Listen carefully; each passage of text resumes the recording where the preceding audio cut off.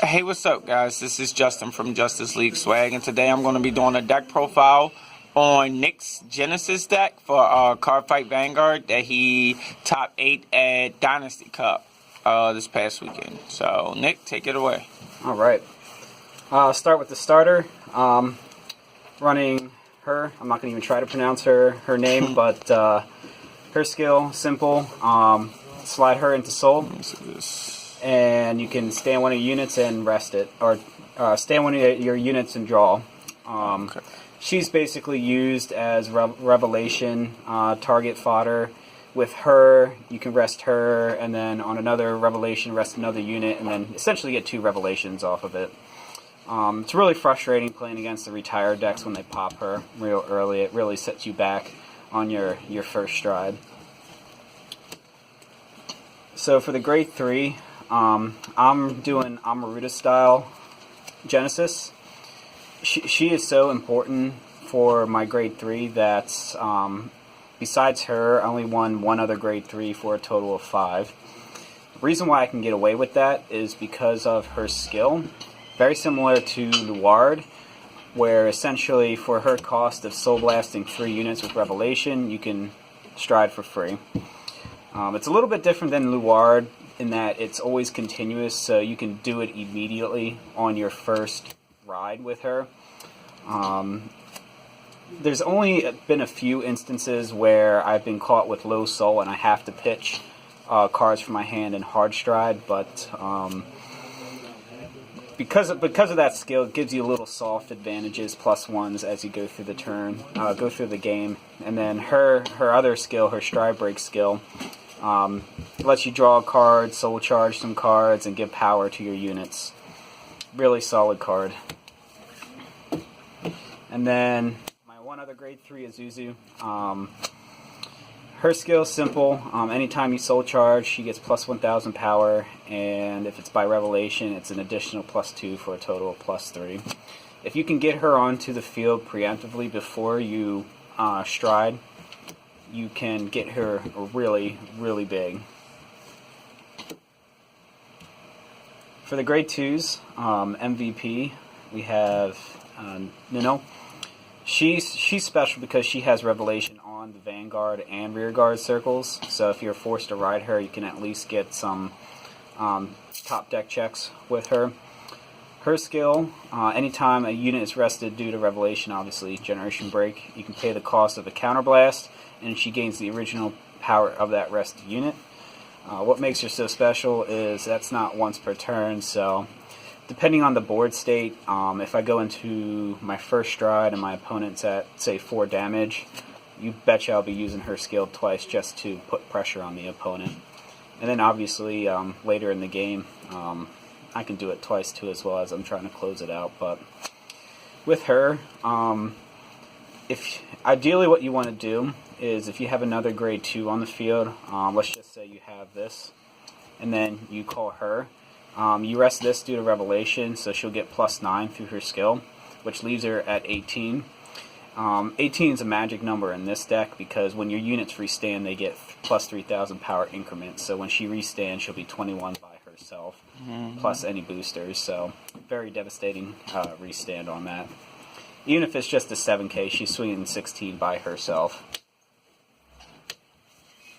So since you can get power on the field without utilizing so many cards in your hand, you can save those cards for guard to survive for your second stride, and then that's where you pretty much go all out and try to get your opponent there.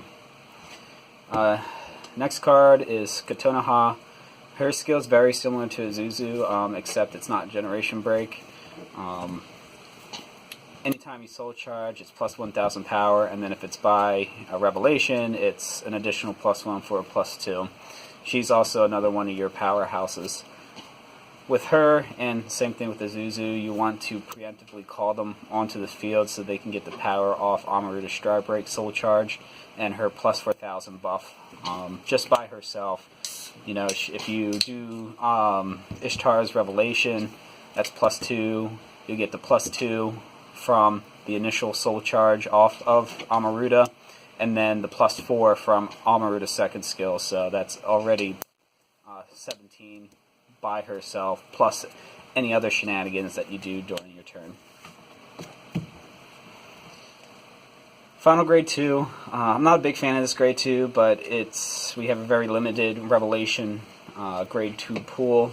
I'm not a big fan of, I think it's Joel, just because it requires you to have a Fenrir Vanguard, which I don't run, so he's kind of a big waste at that point. But as all my rear guards do, she has Revelation, and she has the skill. When another unit is rested, she gets +2. She allows you to check the top card of the deck, and if you put it on the bottom of the deck, she gets +2. Not a stellar skill, but she's just a filler until we get a better grade 2 in the future. So that was a total of 12 grade 2s. So next grade 1s, just 4 perfect guard. You want to use the Revelation perfect guard mainly for the keyword skill relevation, because all your units gain their skills based off of that.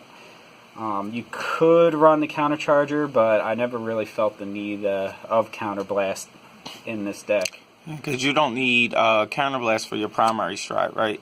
No. Oh, okay, yeah. Yeah, so she's all soul blast. So it's kind of no point. Yeah. Typically you'll go through 2 counterblasts a turn, so that's really nothing in this deck. It's mainly soul charging and soul blasting. So instead of managing your counterblast, you just got to manage your soul, which is not too hard in this. Oh, and one thing about her too as well is, unlike the unflip PGs, she allows you to protect rear guards too as well. So if someone wants to get cute and try to, say, attack her, which is very vital for your power turns, I'll perfect guard her in a heartbeat. So that's how I get you to waste perfect guards. Got it. That's if you survive to the next turn.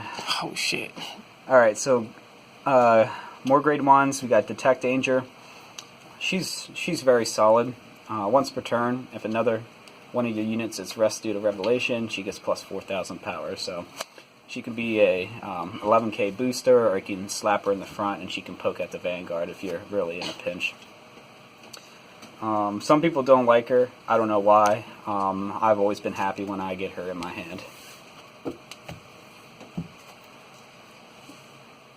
Alright, and this next grade 1, well, the next 2 are very important, but this next one here is Shackles. His skill, if he's in the soul, you can put him from your soul to the bottom of the deck, stay on one of your rear guards and give it +3, and if you just so happen to be playing Fenrir, you can soul charge 2 and give another unit +3, but I don't really use that skill at all in this. I mainly use it for the restand. The power is nice, but after your first stride and you used your starter already, anytime that you want to Revelation from that point forward, you have to rest a unit. So to make up for resting those units, you have to have him in soul to restand them, or you're going to be going into your battle phase with rested units, which is no good. I love this guy a lot. If you get 2 or 3 of them in your soul, you can really power up your rear guard lanes so that you're swinging 26, 31 plus at the start, plus all your restands. So the last grade 1 is Awanami. She is very vital for the strategy of this deck. She definitely wants to be your first ride target, and you want to get her in soul as fast, as quick as possible. What she does in soul is, when she's soul blasted, you can soul charge 1, and if your Vanguard has the Revelation ability, you can soul charge another one. So it's essentially a soul charge 2. That soul charge 2 is very vital, just because on your first stride, you're going to be paying 3 soul for Amaruta stride for free. And once we get into Ishtar, every time you activate her skill, it's 3 soul. And ideally, you want to activate her skill twice, so that's a total of 9 soul that you'll need for that turn, and this card lets you get there. So that was a total of 16 grade 1s. Even still running 16 grade 1s, I still get grade stuck at 1. I don't know how that's humanly possible, but It still happens. Yeah, that's my type of luck. Oh, it happened. It happened at the Dynasty Cup. I think it was against the Blasters. I got great stuck at 1. Oof. All right, finally triggers. 4 heals. 8 critical. So for the crits, the only explanation I'll go into is with her. You definitely want to run her as your crit, just because I've gotten in pinches where I need to call her onto the field. You can use her as a Revelation rest target, and then you can pop her into Soul to give something +3. So very dual utility in that case. It's pretty good. I wish Amaruta had her own crit like Guar did. That way I can replace this, but I guess that would be too good. Yeah, problem is they're not dragons, so Bushi doesn't care about it as much. Shrine priestesses. Alright. And then, last of the triggers, for Stan, running the Revelation Taro. At first I started playing Dreaming Dragon, but I felt that I was never really in a situation where I needed to use his skill to prevent deck out. She puts a lot more pressure in your attack phases, and more importantly, she has the Revelation keyword, which is important for 3 skills actually. Your grade 3 Amaruta, you need to Soul Blast 3 to strive for free Revelation units, that is. You need to Soul Charge Revelation units to get the second part of her second skill. And then once we get into the Stride Zone, Ishtar requires you... Ishtar requires you to do Revelation, but it needs to be grade 1 or higher. But it's mainly for Amaruta's skills. So for the extra deck, I got, let's see here, 12 Strides and 6 G-Guardians. There's only 4 spots that you really care about, and that's Ishtar. She's your first stride, mid stride, and last stride.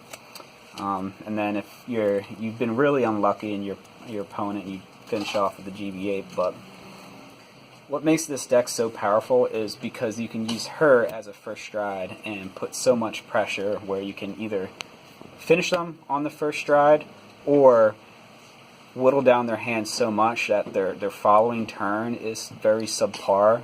Makes it very easy to guard, and then next turn you just finish her.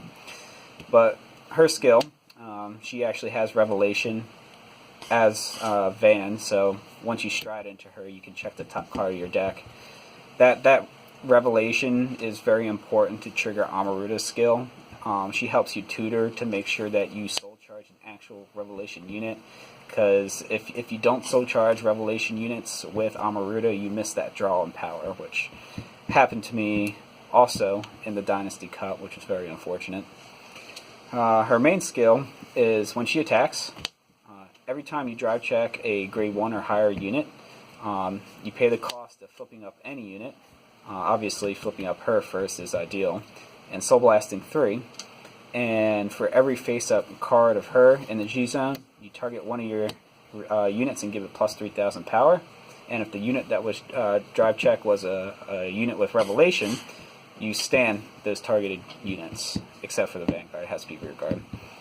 So the ideal play is when you attack, pay the cost, flip up 1. You can target 1 unit, stand it, and give it plus 3. If you drive check another normal unit, you Soul Blast, play the cost, and then you flip up another copy of her. Now you have 2, so you can stand pretty much an entire lane. So at that point, you got 5 attacks. 1, 2, swing with her, 3, 4. All high-powered attacks too as well. And then your next turn, you just do the same thing. What's nice is you don't have to flip up her specifically, so you can just flip up Sabreeze. You definitely don't need that, or other cards. But each time you do pay the cost, you can target 3 units. So that's pretty much standing your entire field, and then if you're really in a pinch, you can just keep on powering up the units too as well. So if I don't finish them off after I've gone into her a couple times, I will finish them off with the GB8. The GB8 for Genesis is kind of just your average GB8, not overpowered like the Dimension Police one, but her skill, Soul Blast, on attack as many cards as you want from Soul. If you Soul Blast the last 3, she gets plus 10 in a crit, and each one of your rear guards gains plus 2 for each card Soul Blasted. What makes her really annoying is if you have the stand trigger in your Soul, and you Soul Blast that stand trigger, you can stand your front row. So you can still get off 5 attacks, very high powered, even with this. So it's almost like another Amaruta, except she has crit pressure. The rest of the G-Zone is pretty much filler. One, Sabriz, there's been a couple instances where I've gone into him, haven't finished games with him, but put enough pressure to ditch cards out of my opponent's hand. And then, let's see here, the next guy, for Vanagander. I don't stride into him much, but when I do, he steals games. To really utilize him, you need to really pay attention what your opponent is drive checking. I got into a scenario, it didn't happen at the Dynasty Cup, I think it happened at Regionals in Albany, but on my first Amaruta stride, I was going against a Blaster player. He ended up dropping 2 heal triggers and 2 perfect guards in that one turn just to block this. And so on his drive check, he drove checked like garbage. It was maybe a crit trigger, but mostly normal units. So I took a little bit of the gamble, hoping that he didn't draw into a perfect guard, and strode into him. And he ended up no guarding it, and then I ended up like checking the top 4 and stacking 3 critical triggers. Beautiful. That's disgusting. But he's got his uses. I really use him, but he does close out games. If for whatever reason I'm in a pinch and I don't have rear guards to call, I mainly go into him to fish out heal triggers to drag out the game to make sure I do get some units and then finish them off next turn. For the G guards, I actually run 6. So much space in the deck that I was able to get away with this. This is a Fighters Collection G Guardian, but it's still probably one of the best ones that they have. Iris. Whenever you place her on the guard circle, you can choose up to 3 units in your drop zone and soul charge them. And if you soul charge at least 3, she gets plus 5,000 power. So you selectively soul charge like the Tarus or earlier the Awanamis that get you more soul. And if you need to get some restand shenanigans going on, Shackles, it just sets you up for your next turn. And then you're soul charging 3 units with this, and those are your 3 units that you can pay for Amaruta Stride for free cost. So it sets you up there too as well. Let's see here. Next is just one-ofs. Play 1 Dismal.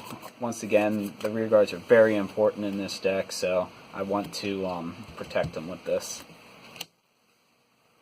Next we have Skydome, Battle Maiden. Her skill, you target one of your units on the field, and if you have a copy of that unit in your soul, she gets plus 10k shield. Don't go into her much, but she's there just in case.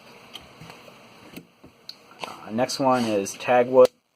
Her skill, you target one of your units on the field, and you soul charge as many copies of it in your drop zone that you have, and if you soul charge at least one, she gets plus 10k shield.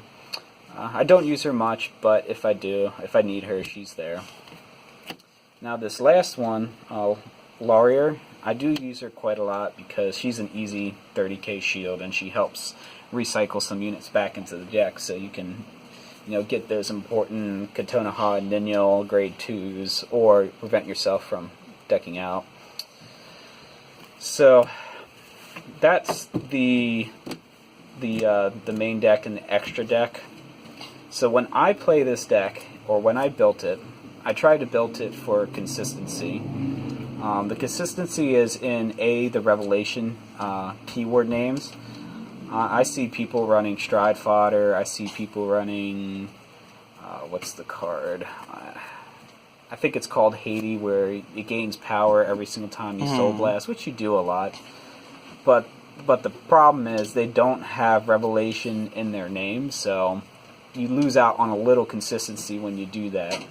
You can easily argue that, when you're playing 1 or 2 games, the odds of you, say, drive checking that one normal unit that doesn't have Revelation, and that was like a key drive that you needed to restand your board. But when you play in big tournaments where you're playing best of 2, 8 plus 9 rounds, that consistency really pays off in terms of those games that you shouldn't have won, but you did just because you were consistent. Your opponent is having a bad game, so you want to make sure you don't have a bad game and finish them 2 off as well. The next is the grade 3 lineup. I kind of touched into it a little bit, but ideally I actually would only want to run 4 grade 3s and not run this, but there just isn't another Revelation unit that I could think of to put in here, so I'm just running her. There's been times where I have drawn into her early game and I couldn't G-assist, but I would do ploys where I would just early game perfect guard, toss this, and then just G-assist into her. As for G-assisting goes, the way I feel about it is I have no problem doing it, because when you initially G-assist, you're pitching 2 cards from your hand, but you're gaining 1 from your deck, so you're technically only minusing 1. And then once you stride or ride into her, you can stride for free every turn. So your first turn, you're already getting a soft +1, and then every turn after that, you're getting a soft +1. And you're getting a +1 just off of her stride break skill. Now, if I were to say, for example, run Fenrir as my backup grade 3, and you use his skill, you're only getting a +1 every turn. So, because you have to hard stride with him. So your initial turn, it's only a +1, but then your turns after that, it's a +2, +2, +2 through her inherent stride for free and her, stride break skill. So that was the logic behind that, and it ended up working really well. It makes it super consistent too as well, because you're pretty much going to know you're going to be riding her every turn. I emphasize consistency. The last thing is just the nature of the Revelation skill itself. Every time you call a unit, you're checking the top card of that deck. If it's a card, say, like that grade 3 that you need, you leave it there. Or if it's a trigger unit, you leave it there. Scares the crap out of your opponent, because you leave that card on top of your deck, and they know it's coming, but you're calling dudes, so that's either they're dropping a bunch of cards of their hand just to dodge that trigger, or they're going to be taking that 2-3 damage. And if, say you reveal a unit that's not a trigger unit, you just soul charge it, rest something, and you increase your chances of driving trigger on your drive check, because you just got rid of one more normal unit. So the ideal play is, going into my first stride, I like to have my opponent at 3 damage, just because you're ideally trying to get 5 big attacks off. They can eat 2 of those attacks, and then they have to deal with 3 big attacks, and that's I usually bank on my opponent having a combination of 2, either of a perfect guard or G guard, so that's 2 that they can easily guard, but then they have to spend quite a bit of resource to guard the 3rd one. My opponent's at 4 or 5 damage when I go into my first stride. That's even more devastating. But yeah, that's the deck, guys. I have a real fun time playing it. I spent many hours play testing, trying different card combinations to get it to a point that it's super consistent, and it just puts a lot of pressure on your opponent, very aggressive compared to some of the other decks that I play. I hope you got something out of it.